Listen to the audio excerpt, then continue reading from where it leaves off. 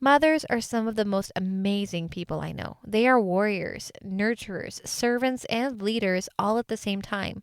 Moms do so much, and they tend to do it all alone. Do you miss having time for Jesus and yourself, but you're drowning in the responsibilities of motherhood? If so, you're in the right place. Hi, I'm Cheryl, wife, girl mom, and Jesus follower. I learned the not-so-secret ways to become the mom my girls needed by prioritizing Jesus back into my mom life and reclaiming my identity in Christ. If you're ready to build faith while washing dishes, rediscover your identity, and love yourself like your babies do, grab your earbuds and lock that bathroom door for a minute alone. It's time for Mom. Hi, beautiful, and welcome to the Time for Mom podcast. I am your host, Cheryl. Before we dive into today's episode, I just wanted to thank you so much for showing up to the workshop that I had on Tuesday, the Time Management Reset for Christian Moms. And yeah, it was so much fun and I enjoyed it so much. And if you missed the workshop, don't worry. I'm going to have the link for the replay down in the show notes. That's going to be available until April 26th, and then it will no longer be available. So don't wait. You can watch it or you can listen to it, and you don't have to feel like you missed out.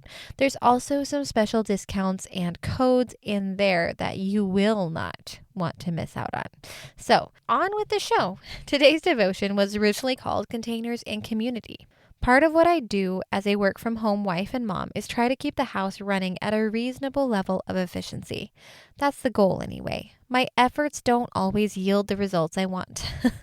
To keep things even at a functional level for me, I have to be very vigilant of clutter, even if it's toys or dishes. When the counters and floors are covered in stuff, it makes it hard for me to think and meet the needs of my family.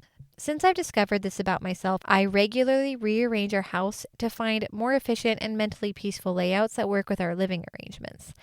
Every time I rearrange things, I am confronted by how much stuff we have. Some of it is useful and practical on a daily basis. Some things are only used during specific seasons in the year, like winter and summer wardrobes for 4 people.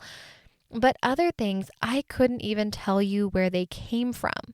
They just appear, take up space, and seem too important to get rid of, even if I never use them. Ever. In the last few months, I've been actively decluttering and reducing our belongings. But I'm a what-if type of person, which can make getting rid of things really difficult. Like a corkscrew. Neither my husband nor I drink alcohol for various health reasons. Our idea of imbibing in alcohol is when I forget to let the vanilla extract boil off in our homemade hot cocoa. Why do I still have at least one corkscrew? I can't get rid of those totes of clothes. What if I suddenly shrink 4 sizes and my rib cage reverts to pre-baby width? What if we're able to get a house? I obviously need all of the kitchen things I never use to fill up a space we don't even have. How can I get rid of all of the baby things? What if we get pregnant again, even though there are absolutely no plans for baby number 3? I had to start asking my husband Eric for help in reducing things because I had run out of things that are obvious to me. He rose to the challenge, supporting and challenging me as I went through this journey. A friend offered me some containers to help me with a specific project just a few weeks after my empty box revelation. I'll have that linked in the show note. It was so tempting to say yes to her offer. The containers were the perfect size for what I was needing. She had a lot of them, but I had just let many similar things go. I had to stop and ask myself, are these containers something I should accept and take home? Do I really need them?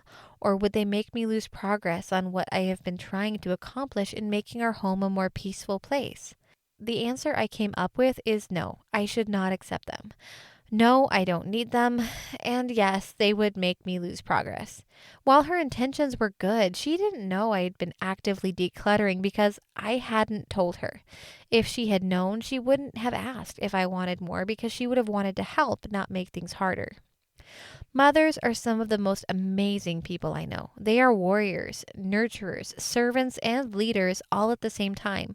Moms do so much, and they tend to do it all alone. Two people are better off than one, for they can help each other succeed. If one person falls, the other can reach out and help. But someone who falls alone is in real trouble. Likewise, two people lying close together can keep each other warm. But how can one be warm alone? A person standing alone can be attacked and defeated, but two can stand back to back and conquer. Three are even better, for a triple braided cord is not easily broken. Ecclesiastes 4:9-12. Moses was the leader of Israel, not a mom, but hang with me, and he had to hold his staff up for Israel's army to win a battle against the Amalekites. As long as Moses held up the staff in his hand, the Israelites had the advantage, but whenever he dropped his hand, the Amalekites gained the advantage. Moses' arms soon became so tired he could no longer hold them up. So Aaron and Hur found a stone for him to sit on. Then they stood on each side of Moses, holding up his hands so his hands held steady until sunset. This story is found in Exodus 17, verses 11 and 12. Moses needed help to win the battle. Had he tried to keep the staff raised on his own, the Israelites would have lost. Not only did he have two people at his side helping, but he accepted their help. He didn't have to. It is easy to think we can do things on our own, but that is a lie straight from the pits of hell. As Christians, and especially Christian moms, we need to support each other. Don't let your pride get in the way of receiving the support of friends and family, especially those who have walked on the path you're on. We must stop pretending we are fine on our own. We must be open and share with each other our joys and our struggles. If we never ask for help or listen to the needs of others, how can we be happy with those who are happy and weep with those who weep? How can we receive encouragement or build each other up? How can we share the comfort God gave us if we never share what God has done in our lives? In the middle of it all, we need to give all those cares and worries to God because He cares for us. 1 Peter 5:7. Jesus said, "Come to me, all of you who are weary and carry heavy burdens, and I will give you rest. Take my yoke upon you. Let me teach you, because I am humble and gentle at heart, and you will find rest for your souls. For my yoke is easy to bear, and the burden I give you is light." Matthew 11:28-30. We are not alone in motherhood. Don't believe those whispers in the back of your mind that tell you no one cares. Your struggles are not all in your head. You need community. You need Jesus and your brothers and sisters in Christ, and they need you. Everything you walk through has a purpose. Don't shove away the significance of what God has walked with you through, no matter how small. Everything is a part of your testimony to who God is. Even getting pooped on by your baby can be used by God because He doesn't let anything go to waste. Share each other's burdens, and in this way obey the law of Christ. Galatians 6:2. You are not alone. You've got Jesus, and He has some mamas for you to meet. Go forth like your fearless child and make friends this week, or at least talk to more than your pile of laundry. Until next week, mamas, may the God of the universe comfort you as you walk or crawl through this season of motherhood. Love, Cheryl. Hey, beautiful. I hope you enjoyed today's episode.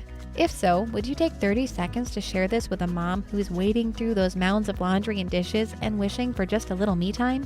Also, please leave a quick review for the show on Apple Podcasts. It makes my day to know this podcast has helped you. Well, it's time for me to wash more dishes and cook more food. I'll meet you next Wednesday for another episode. Until then, may the God of grace fill you with His peace.